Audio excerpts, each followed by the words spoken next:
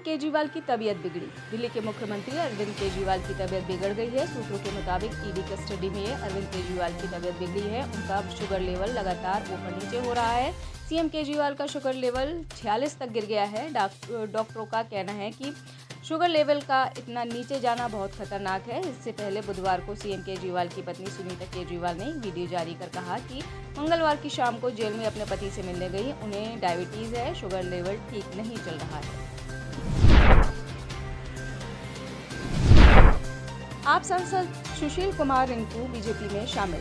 पंजाब लोकसभा चुनाव से पहले नेताओं का पाला बदलने का सिलसिला जारी है। मंगलवार को कांग्रेस के एक सांसद ने बीजेपी का दामन थाम लिया और आज आम आदमी पार्टी को बड़ा झटका लगा है। सांसद सुशील कुमार रिंकू और जालंधर ईस्ट से आम आदमी पार्टी के विधायक शीतल अंगुरल बीजेपी में शामिल हो गए। रिंकू को आपने जालंधर से टिकट देने की घोषणा कर दी थी।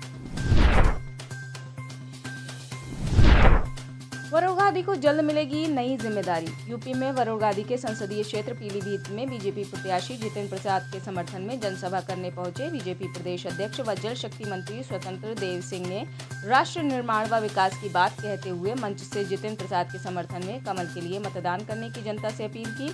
इस दौरान उन्होंने मीडिया से हुई बात में वरुण गांधी को लेकर कहा कि वरुण उनके नेता हैं और पार्टी में उनका उपयोग दूसरी जगह किया जाएगा। जल्द ही वरुण गांधी से वार्ता कर चुनाव प्रचार के लिए बात कही जाएगी।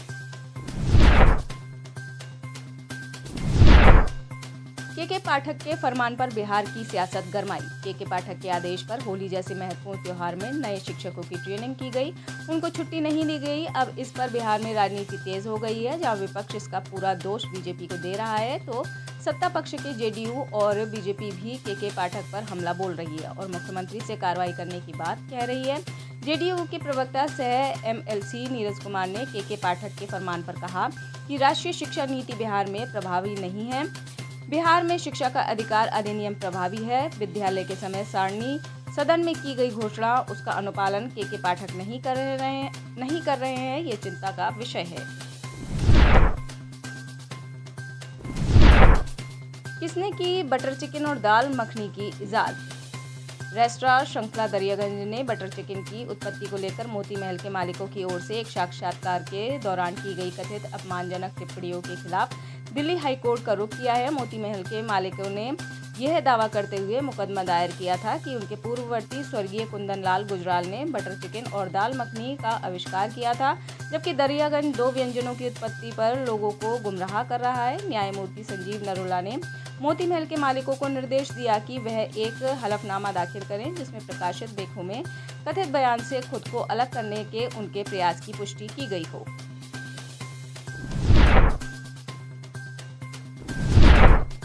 जीतू पटवारी का मोहन यादव सरकार पर तंज। मध्य प्रदेश कांग्रेस कमेटी के अध्यक्ष जीतू पटवारी ने एक बार फिर सरकारी कर्ज को लेकर मोहन यादव सरकार पर जमकर जुबानी हमला बोला। पीसीसी चीफ जीतू पटवारी ने मंत्रियों की नई गाड़ियों की डिमांड को लेकर चल रही खबरों का हवाला देते हुए कहा, क्या ये सच है कि मध्य प्रदेश सरकार के कैबिनेट मंत्रियों को केवल 3 माह पहले उपलब्ध कराई गई गाड़ियां पसंद नहीं आ रही हैं? मीडिया रिपोर्ट्स बता रही है कि अधिकांश मंत्री स्टेट गैरेज से गाड़ियां पुरानी बताकर अब नई गाड़ियों की डिमांड कर रहे हैं। प्रकाश आंबेडकर को जितेंद्र आह्वान का संदेश।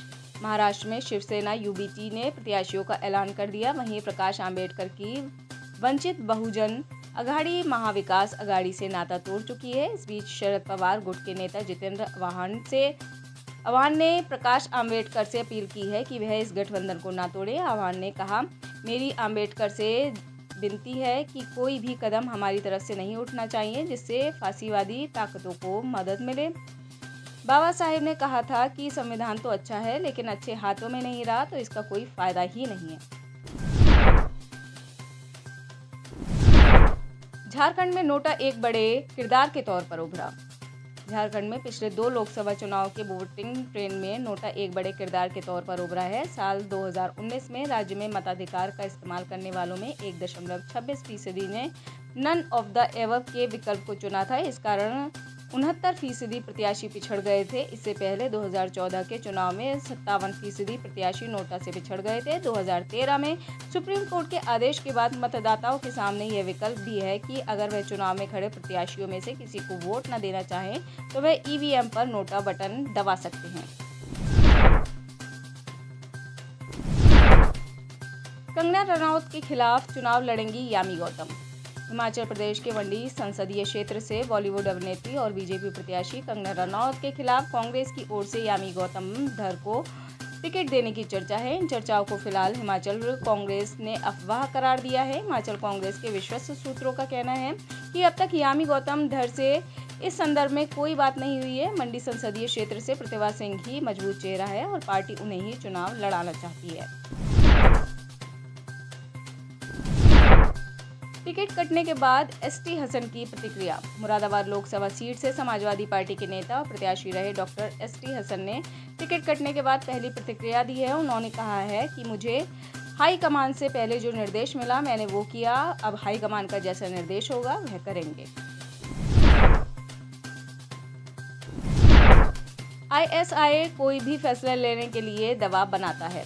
पाकिस्तान में इस्लामाबाद हाई कोर्ट के 6 जजों ने देश की शक्तिशाली खुफिया एजेंसी पर न्यायपालिका के कामकाज में हस्तक्षेप का आरोप लगाया है। इसको लेकर जजों ने पाकिस्तान के न्यायिक परिषद को पत्र लिखा है। जजों का कहना है कि देश खुफिया एजेंसियां हाई कोर्ट के ऊपर तरह तरह का दबाव बनाती है जिससे न्यायपालिका का कामकाज प्रभावित होता है। हाई कोर्ट के जजों ने न्यायिक परिषद से मदद की गुहार लगाई है।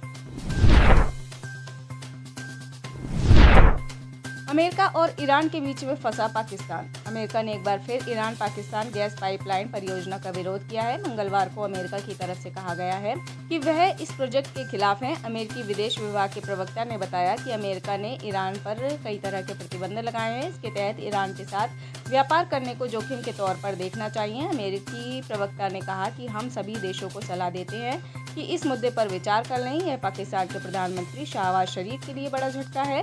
पाकिस्तान के पेट्रोलियम मंत्री मुसादिक मलिक ने हाल ही में कहा था कि उनके द्वारा इस पाइपलाइन परियोजना में अमेरिकी प्रतिबंधों से छूट की मांग की गई है।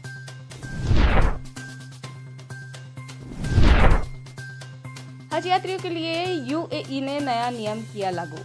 संयुक्त अरब अमीरात ने उम्रा और हज करने वाले सभी यात्रियों के लिए इन्फ्लुएंजा टीकाकरण लगाना अनिवार्य घोषित कर दिया गया है। यही नहीं, वहां के स्वास्थ्य और रोकथाम मंत्रालय की ओर से टीकाकरण प्रोटोकॉल और स्वास्थ्य सावधानियों का पालन करने के लिए जोर भी दिया गया है। उम्रा यात्री को 26 मार्च 2024 से अपने इन्फ्लुएंजा टीकाकरण का प्रमाण दिखाना होगा। स्वास्थ्य और रोकथाम मंत्रालय की ओर से यात्रियों को अपनी यात्रा की तारीख से पहले स्वास्थ्य केंद्र पर जाने की सलाह दी गई है, जिससे यह सुनिश्चित हो सके कि उन्हें सरकारी और निजी स्वास्थ्य केंद्रों पर उपलब्ध सभी आवश्यक टीकाकरण लग चुके हैं। अब लड़ाकू विमानों की जापान करेगा बिक्री। अपने शांतिवादी आदर्शों को तोड़ते हुए अब जापान भी लड़ाकू विमानों की बिक्री करेगा। जापान की कैबिनेट ने यूके और इटली के साथ विकसित किए जा रहे नए लड़ाकू विमानों के निर्यात को लेकर मंजूरी दे दी है। नए नियमों के तहत जापान ने हथियार निर्यात को आसान बना दिया है ताकि लड़ाकू जेट उन देशों को बेचा जा सके जिनके साथ जापान ने रक्षा समझौता किया है। जापान ने चीन और उत्तर कोरिया से पैदा हुए खतरों को देखते हुए साल 2027 तक सैन्य खर्च दुगना करने का वादा किया है।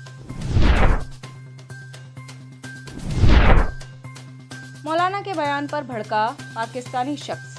मौजूदा समय में दहशतगर्दों से सबसे ज़्यादा कोई देश परेशान है तो वह है पाकिस्तान। आए दिन गोलीबारी और बम हमलों में निर्दोष लोगों की जानें जा रही हैं। पाकिस्तान में दहशतगर्दों को बढ़ाने में वहां के मौलानाओं का भी अहम हाथ है। पाकिस्तान की महिला यूट्यूबर अनम शेख ने एक वीडियो साझा किया है। इस वीडियो में सुना जा सकता है कि वहां के मौलाना खुद दहशतगर्द को बढ़ावा दे रहे हैं। अनम शेख ने जो वीडियो साझा किया है उसमें लाल मस्जिद के जाने माने मौलवी मौलाना अब्दुल अजीज खुलेआम हिंसा का आह्वान करते हुए नजर आ रहे हैं। वीडियो में उन्हें कहते हुए सुना जा सकता है कि नागरिकों को हाथ उठाना चाहिए और ज़रूरत पड़े तो आतंकवादी बन जाना चाहिए। आप इस खबर के बारे में क्या सोचते हैं, हमें कमेंट सेक्शन में बताएं। साथ ही ब्रह्मास्त्र न्यूज को सब्सक्राइब और शेयर भी जरूर करें।